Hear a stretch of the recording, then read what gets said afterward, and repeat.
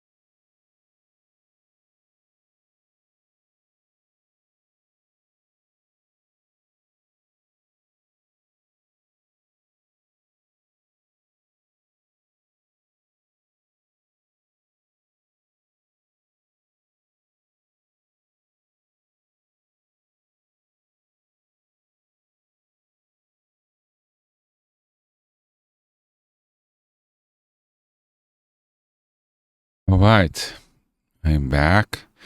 Thank you for that.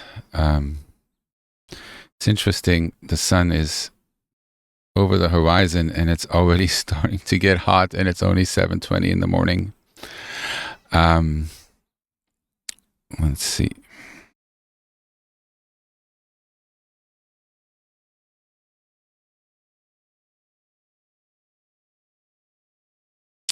So, retreats. Which actually, it was very timely that I took this time off to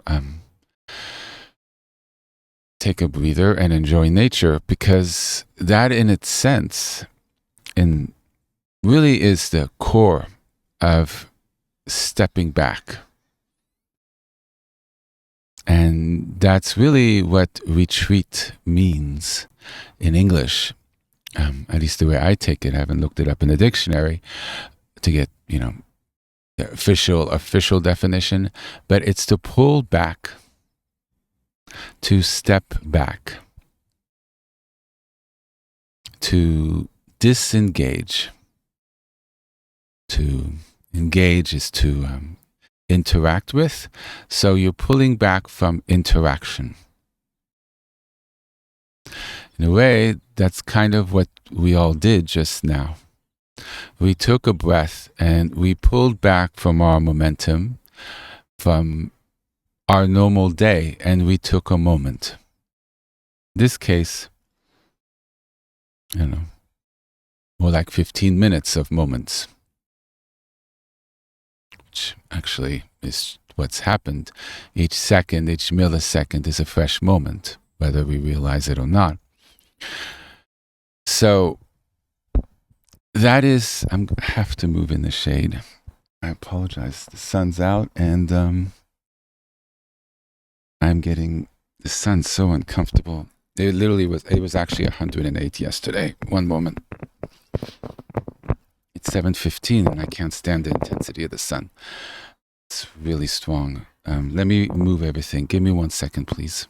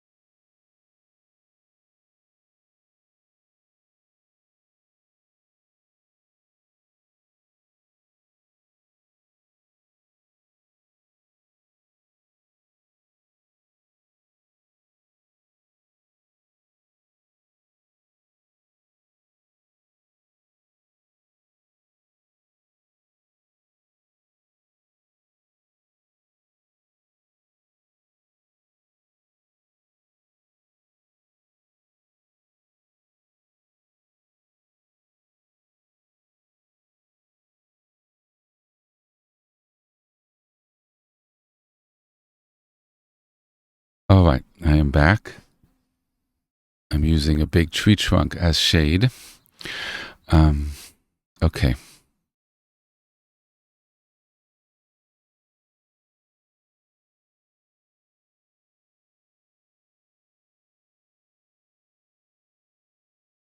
All right, I'm back. Okay. Make sure I could hear myself. So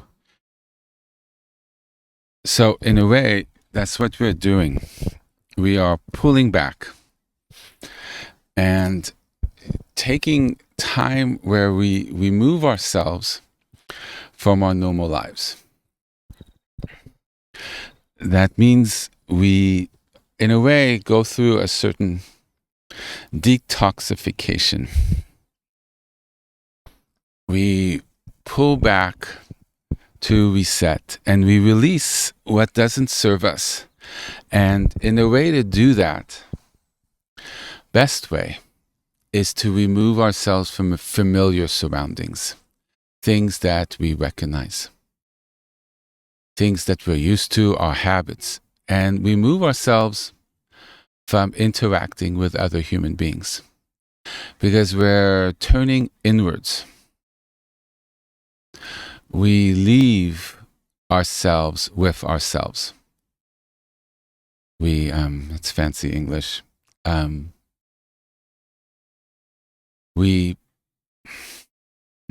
to put that differently?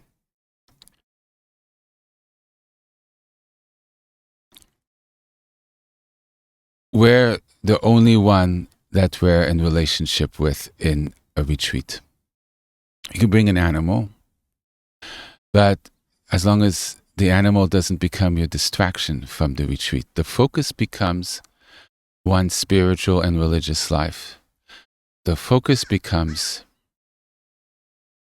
meditation. I've taught so many different kinds to still the mind, release the body, release tension. Prayer, no more prayer, kind of the free, as you wish to pray kind, the formal prayers that exist, the ones that are written, that have existed for centuries, and study texts.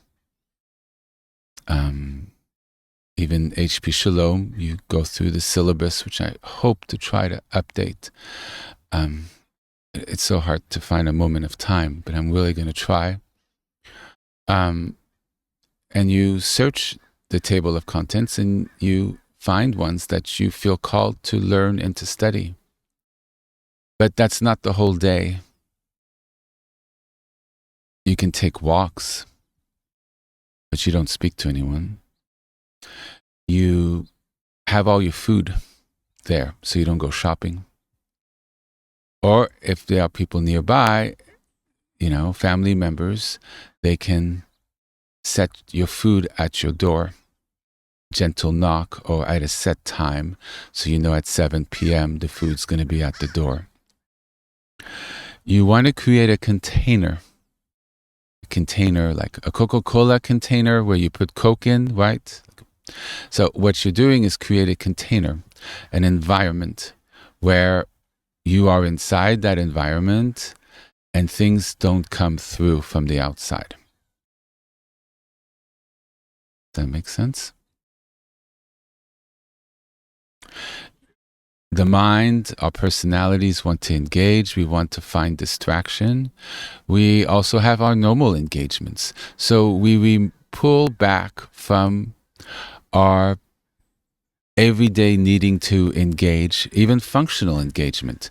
You go to the store, you have to speak to the cashier, you might bump into a friend, you're around family members. So, hi, how are you? That pulls you right out. What we're doing in a retreat is to deepen, to go deepen. That means we don't have things that pull us out, that pull us from whatever space we're in. Whether it's contemplative, whether it's connecting with God, you feel that connection, whether it's just a sense of being and peace, or you're dealing with things. You're wrestling with things that happen in the past or emotions. You go through something. The first couple of days are not easy in a retreat. You kind of go from your normal life and suddenly everything sort of stops. And you kind of want to do things and you're a little shaky, like shaky in the sense you want to do something, but you're holding back. So there's that forward momentum and you want to run out. You want to go on the car. You want to do, but you're in your space. You're in your room. You're in your cabin. You're in your tent. You're even in a little cottage you rent in the back of a place. We moved. So the thing is to stay there. And at some point around day 2 or 3, you feel like it's almost sometimes can be a little bit unbearable. And then suddenly something shifts, and then you just feel all this energy just leave you, and you just relax and you drop in, and you're like, ooh, that was intense. But then you're in the space. You've let go of all that's in the world by that difference between when you're in the space and when you're out in the world, and that energy of movement, that energy of work issues or whatever was going on, or just your body used to it, and now it feels a little bit like it hit a wall of just suddenly, you're going in fifth gear, and suddenly you put on the brakes, and now there's no momentum. The body, the nervous system the mind has a little bit of a shock with that, but at some point it releases. Some it could be a couple hours, some it's 2-3 days, boom, and then you're in the space, and then you feel the calm and the beauty. Towards the end of a retreat, I really don't want to leave. I'm like, oh, it's 10 days, 7 days. I'm like, oh my gosh, I wish I could stay another 2-3 weeks because of the calm and the peace, and you're living in it.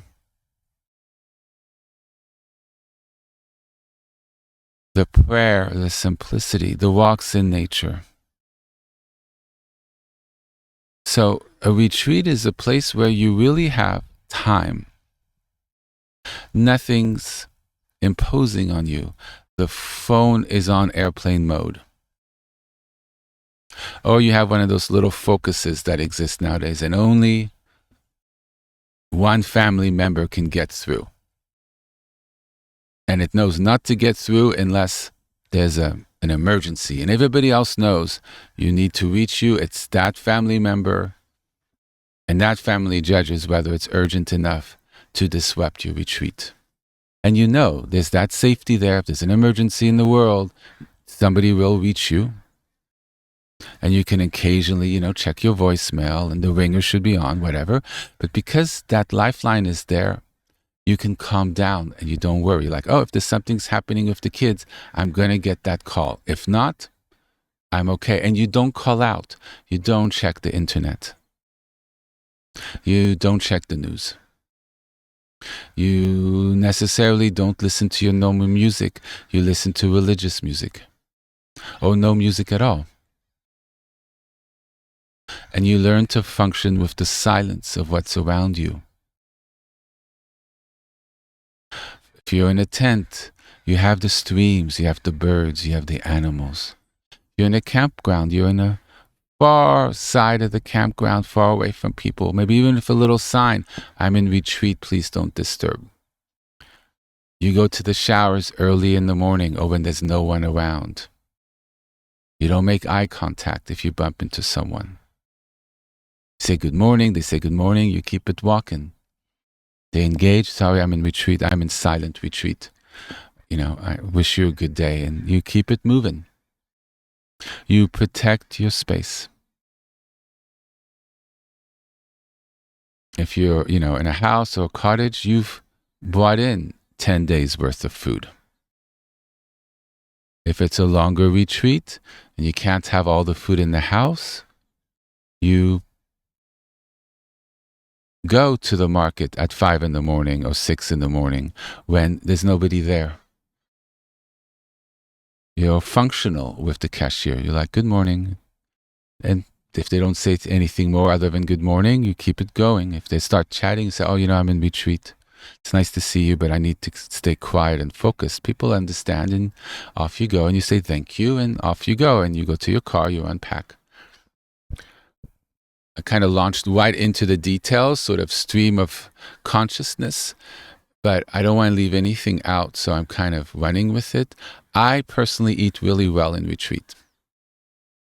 I have cake. I have all the food I'd like to eat, mixture of food.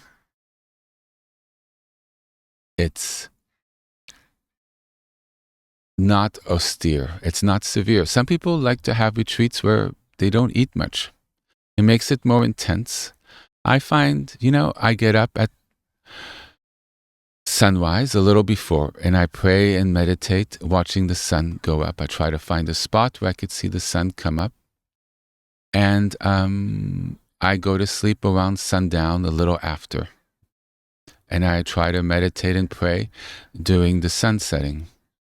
Sort of finding the cycles. And it's, it's a day. I take a nap in the afternoon.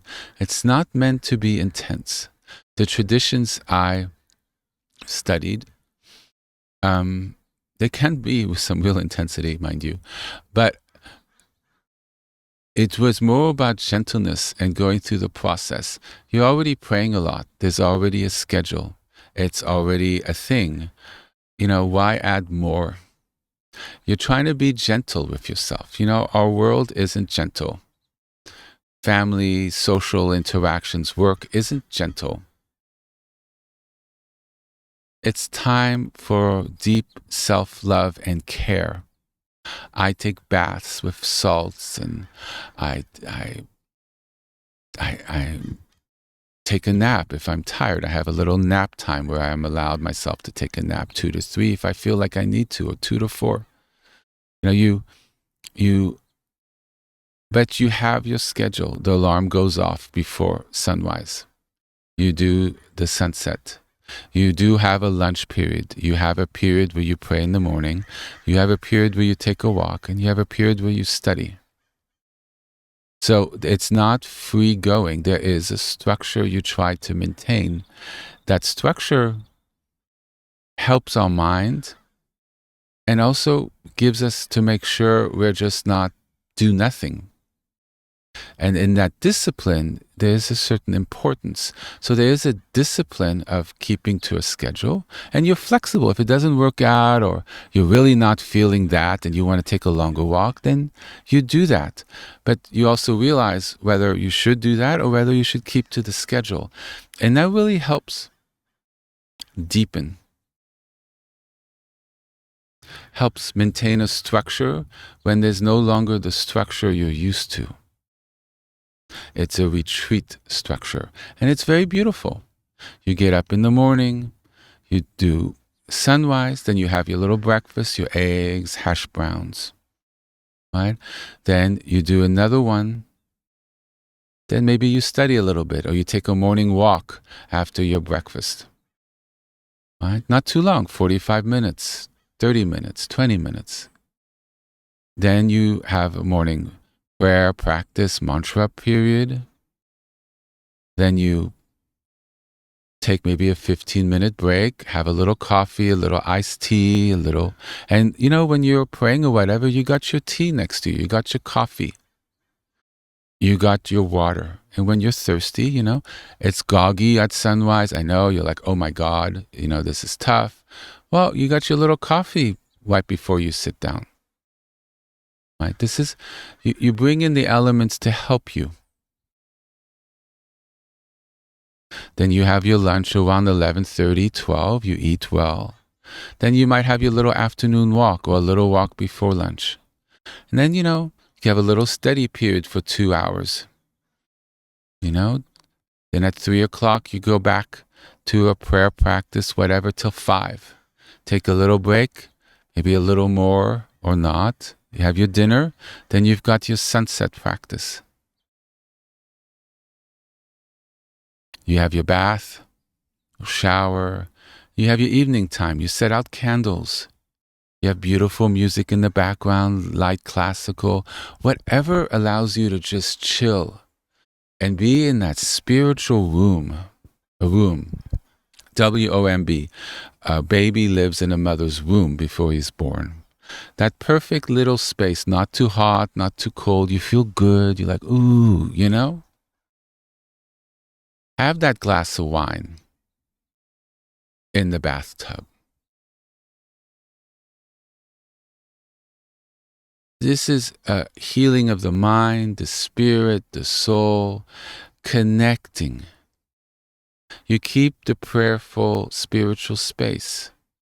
So don't go thinking about your next vacation in 2 months, or what you need to say, blah, blah, or that argument you had a week ago. Try to leave that at the beginning of your retreat. You shut the door to that. You don't push it away, because that creates a resistance, but you release it. You come in and you do your body meditation for a couple days. At the beginning, maybe it's more intensive body meditation, just to let go of that. You could have it throughout at the beginning of the day. 10 minutes before the sunrise. You see the sunrise, you do a little more. You structure it. I've taught so many things. So many things. It's all there in the recordings. And you pick those things that feel called to you. I suggest a little formal meditation, especially at sunrise and sunset, where you still your mind. There's so many teachings on that. Different kinds. Anchor in the body, anchor in what you're seeing, anchor in the room, anchor in the breath. And open your mind, release, let go, and try to find that state of presence. It takes a while. The best you can. Come back to your awareness, to what you're looking at, what's in front of you. Create a little prayer space with religious objects, something to focus, or just a beautiful candle and stained glass. You light it reverently. You put up your incense. You have your little altar I've spoken about. You have your Aleph. Right? Remember our friend the Aleph?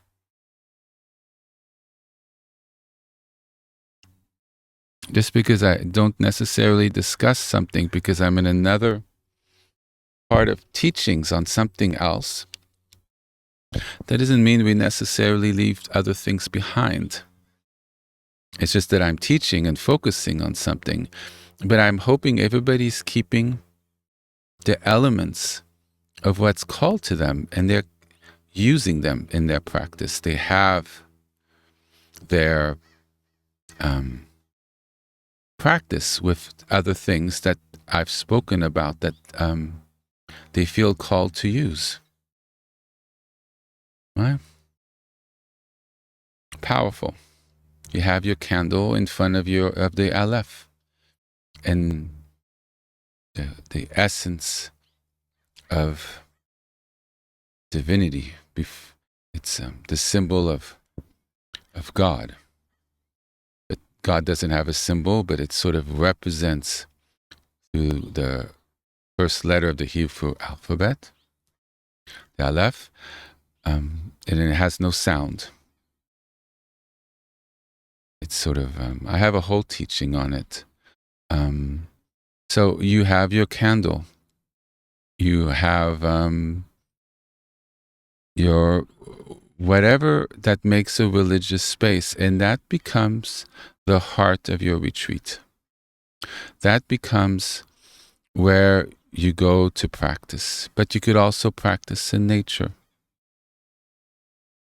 So you can be in a tent.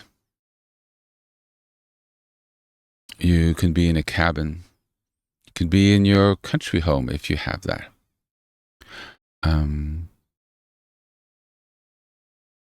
But I would have a sort of more focused space.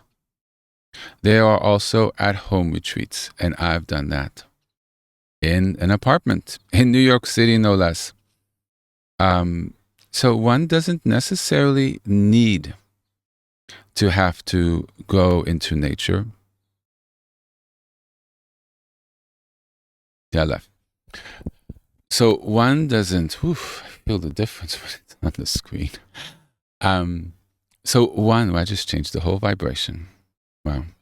Can't make this stuff up. Wow, it just threw me right out.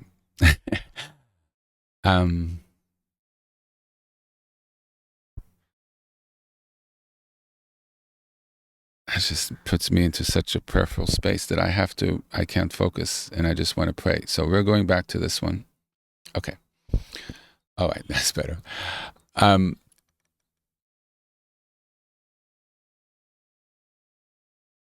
It was in an apartment, and just for a weekend.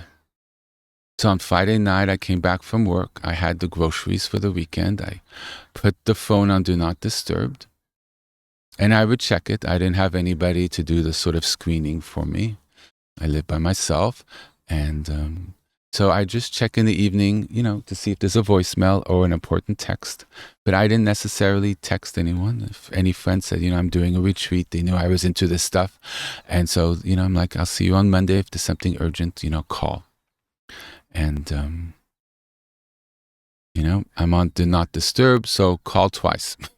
Tell my parents, call twice. They'll break through.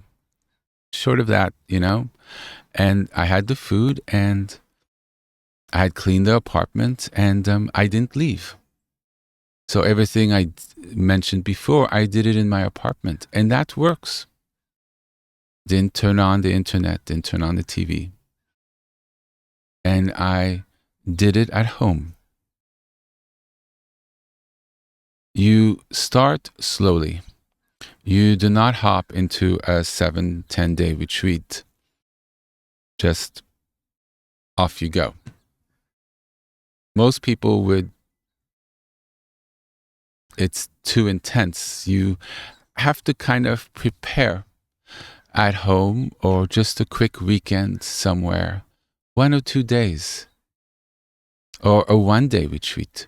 You're at home, tomorrow is my retreat day. You have a little schedule and you keep to yourself, and it's just for 24 hours until you go to sleep. It's very, and then you get used to it. You're like, oh, okay. And then you build up 2 days. Right? Maybe take a Friday off from work, or it's a 3-day weekend. You do 3 days. And then off you go. You do it a little longer. You do it a week. Right? Or you find a group that you like that has more of a retreat setting where you can sort of follow your own schedule. Or you like what they teach, and so you kind of do that. And they have provided a structure. Assuming good groups exist nowadays, it's challenging to find good groups that aren't cultish or try to impose their view or have views that are not in alignment with yours. So, I kind of recommend doing it with yourself. Or if you have people who have a similar background, or other HP Shalom people, or people in your religion, you go off with them. But you don't speak to each other, but then you both have sort of that, and you have your own space, but one cooks for the two of you, and then the next day it's them, or, so you have that easing in. Right? And this is not for everyone. Some people, it's not possible. Like I did it. Good friends of mine were kind to allow me to use their small house in upstate New York.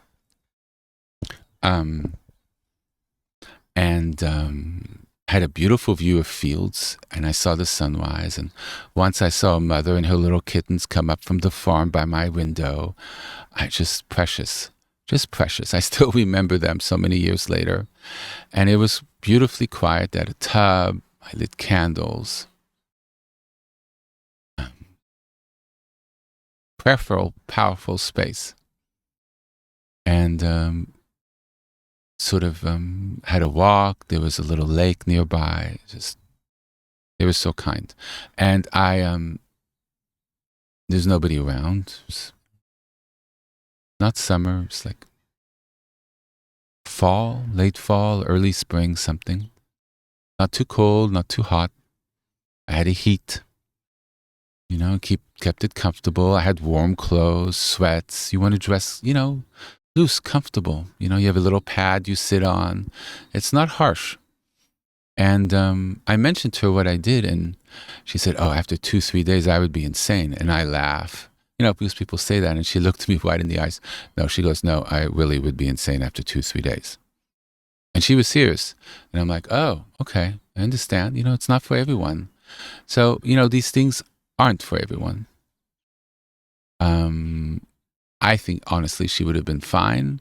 I don't know why she said that. I didn't dig into it any further. None of my business. But you know yourself. And after 3 or 4 days, you're like, this ain't for me. It's, I feel this is too much tension, too much PTSD's coming up, and I'm kind of losing it, then you leave. You always use your wisdom and your intelligence. If you're not so sure, or you have some issues that you're like, I don't know about this, you check with your practitioners. Like, am I one of those people that this would be good for me? Do you recommend this to me with your therapist? Is this something you recommend that I do? Would you work it through me? And here's the schedule I propose. Do you think this will be workable for who you are and where you are in life and your needs and what's possible and what's not possible? Yes. So in everything, there's always an assessment of how far, how soon, in what way. And you create a practice and a schedule that works for you. Don't sit or do mantras for longer than 40 minutes without taking a break, walking around. I don't think I ever discussed walking meditation. I should put that on the list.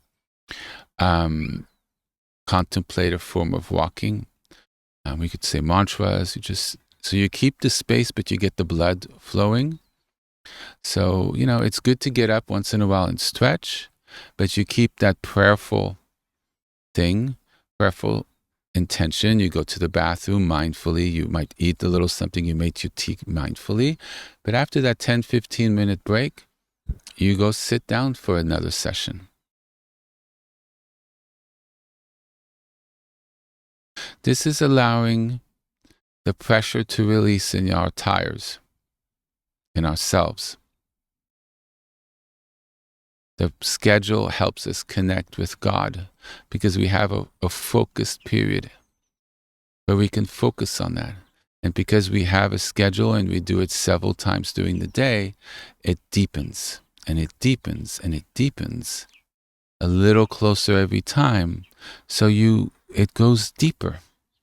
You're able to connect deeper because you don't have all these distractions or all these things in your normal life which kick up the waves of our intensity in our body, in our mind, in our momentum, movement, the agitation. So this waters in us become still and calm energy with every day, with every practice. And so because it's still and all the muck settles to the bottom, right, of ourselves. I discussed this recently, I think 3-4 weeks ago. And I think a year ago I discussed this, and I think sometime before that as well. And we have a clarity that's there and a peace that's there. And suddenly we've dropped in and we're like, oh my God, what's this space? And it's wondrous. And we see clearly. The food tastes different. We have a calm we haven't known. And that's the beauty and the gift of retreat. We're like, oh my God, I feel more connected to myself, more connected to God. I feel more myself. I feel I've released things I've been holding on to that have been troubling me. And from that dedicated space, that retreat we go back into the world stronger. It's like having a baseball retreat, a band camp, whatever. You deepen, you spend more time at it. So you take that back into the world and you have that practice, you have that deepening, you have that next level of practice, and you have that as a takeaway. And so your practice is deeper. You have more knowledge. You are able to find this space. It's hard to really deepen and find this space, especially at the beginning, or even the middle of one's levels, to really deepen, because everything's going along. We're agitated, so we calm a little bit. But when we go in retreat, we could calm, and then we calm that calm, and then we calm that calm, and then we calm that calm. And so we're able to go deeper with our practice, but then we've dug and cleared things, well, we take that clearing we've done, and that goes into the world of where we start from. Yes, more things get added back in, but it's like you dug a hole and then it's hard to originally dig it, right? Because it's firm, it's stuck, right? Yeah, and then you go back into the world and, stuff get added back to the hole. But because you've dug it, everything gets added on top isn't as dense. It's fluff. It's so much easier to dig out when new things get on top because you've done that deep work. And then you could go working from that. And at some point, things that get added on top really can be taken away so fast because you have that ability, and a lot of it has sort of been handled. And therefore, any overlay goes very quickly. 5-minute meditating on our body meditation takes care of it. But at the beginning, you had to spend 40 minutes, work for every part and deepen and work with it and let go. And, it's a process. But after a while, hop right back in, boom, 3 minutes. Oh, but before that would have been 2-3 hours. So it definitely gets easier. And the retreat practice is when you can do that more focused practice, the more focused prayer, and have that deep connection. And these have existed in many religions through centuries, millennia, the pulling back. The monasteries, the caves, the desert, just exist in many traditions where the silence, being alone, simplifying one's life. We're simplifying our lives. But we're also being gentle and taking care. We go in a little weak, a little sickly, a little worn out by life. We're a caregiver to someone. We have young children, but somebody, the grandparents or whatever, I'll take care of the kids. You do you need a little, you time. Well, this is your you time. And so when you re-engage, you're grounded, you're happier, you're refreshed. See, so there's so many different levels that it helps us, not just spiritual. We always run around. We run around in our vacations. We run around on our days off. This is an opportunity to stop.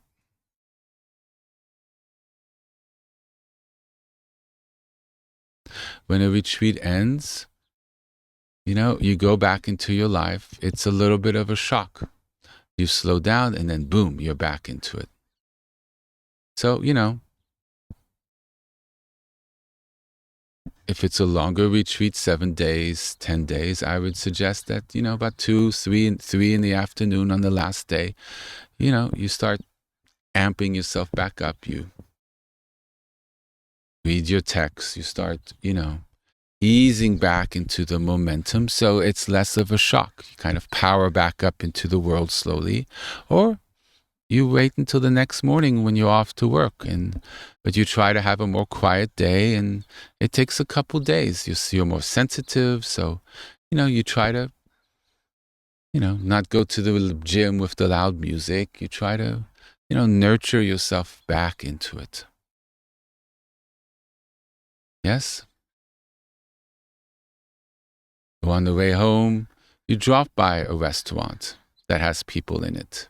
Not too noisy, but so you get used to speaking to the server. You're used to get around people.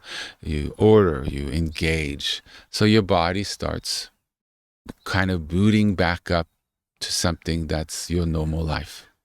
So you don't have that shock of re-entering. But, it's a thing. But you go slowly. You go carefully.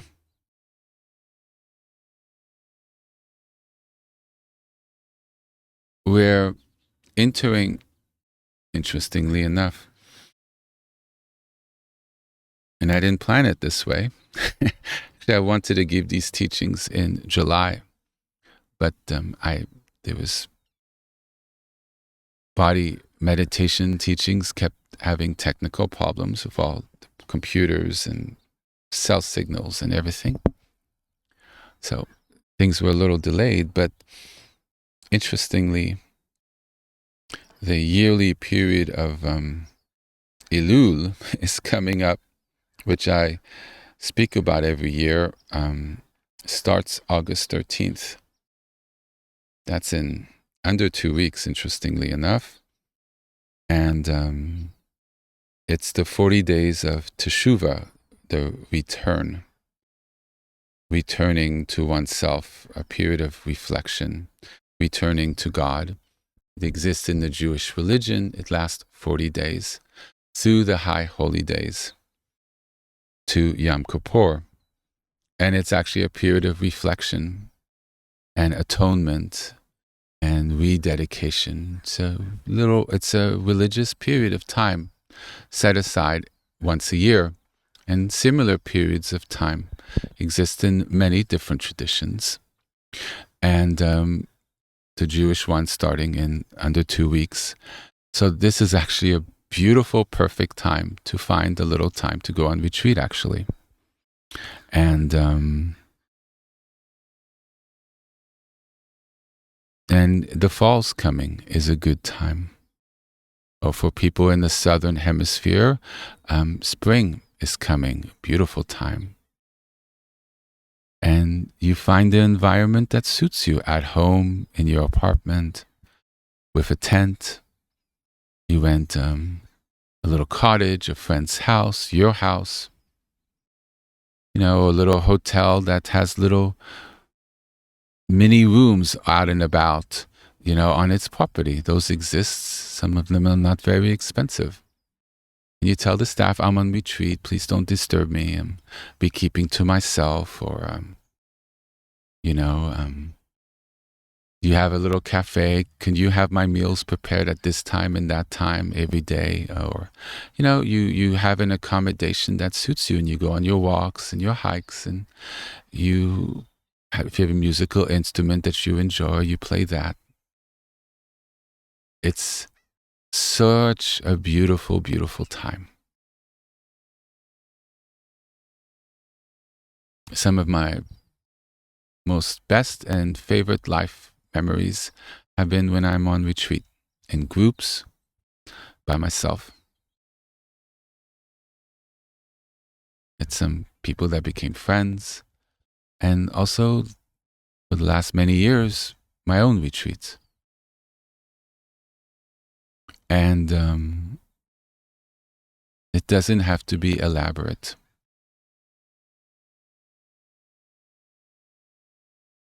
If you're camping, you could still go into town if you want to. Eat in a restaurant, you're by yourself, you eat whatever, keep to yourself. You go back to your tent, go back to your little nook that's more isolated, and off you are, and you're more in retreat. So it could be not full separation, it could be partial. And that's a way to ease into the practice too. You can still go to that spa and have that massage or spa treatment, but you ask the person not to speak to you. You're in your process, you're in yourself. So it's possible to sort of do a sort of half retreat. So you ease into it. And then one day you'll be like, oh, you know what? I'm going to do the full shebang and see how that is. It's a beautiful, beautiful time and space. And I really wanted to share this with you all. There's many practices, there's many ways. And it's part of the religious and spiritual tradition of many, actually every tradition that I've studied, and I've studied many traditions. So indigenous and other religions. So there's really, all of them have this process. It's the path really is one that we walk, and the connection. We feel that it's out there, and in some ways it is, but it's really inwards. It's an inward journey. because the inner cathedral exists within us. The connection exists within us. The love exists within us. Our soul, our ka, exists within us. Our connection with God stems from within us. Our energies are within us. Consciousness, our intelligence, our emotions exist within us. So the turning inwards is part of a deep process, and as we resolve and things clear, we relax, we release, we are able to connect in a deeper way